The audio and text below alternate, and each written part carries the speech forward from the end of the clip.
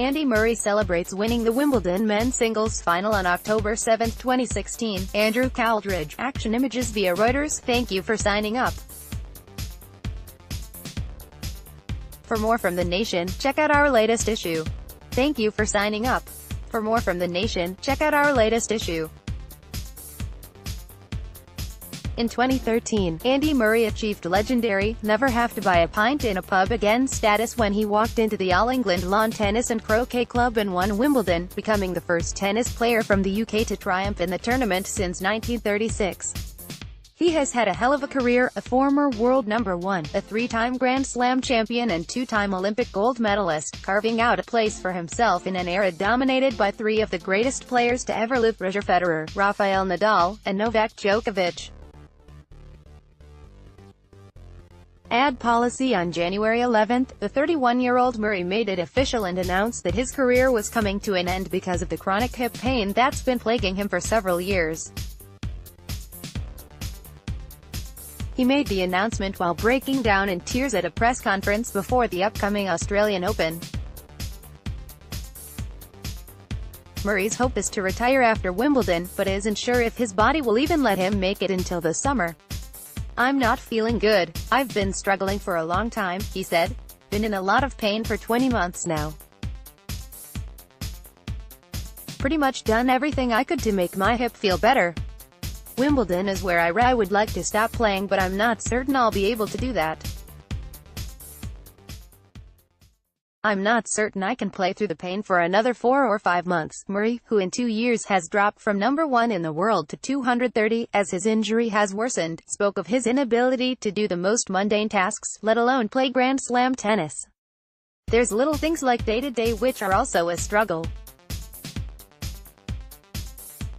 It would be nice to do them without any pain." Murray should be remembered not only as a great tennis player but as someone very undervalued at the intersection of sports and politics. Inspired by his staunch feminist mother, tennis coach Judy, Murray has long been an advocate, an ally, and a fighter for women in tennis and all of sports. It's less what Murray has said than the environs in which he said it.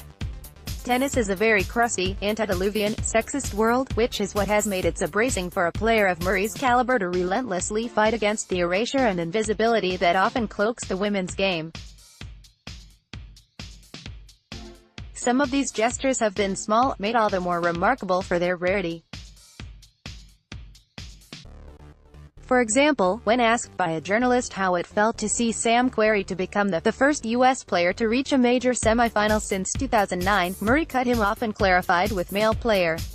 When he was lauded for being the first person to win 2 Olympic gold medals for tennis, Murray again cut the questioner off with, "Venus and Serena have won 4 each." On the long fight for pay equality in tennis, Murray has been out front saying, "Women should have equal pay, 100%.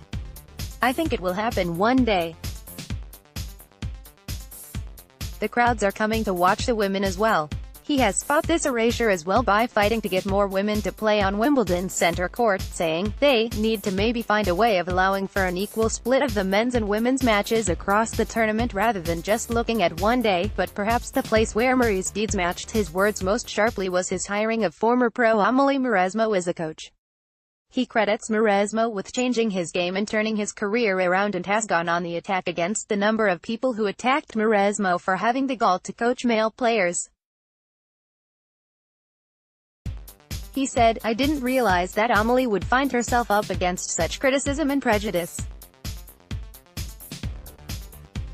The staggering thing was that she was slated every time I lost, which is something my former coaches never ever experienced.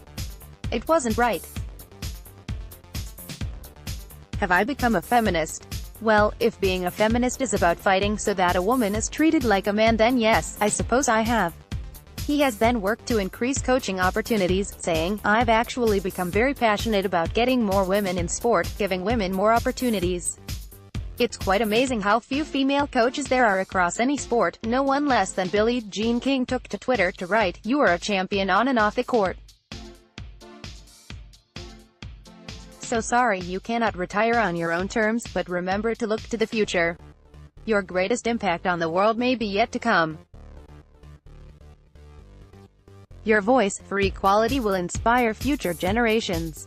Much love to you."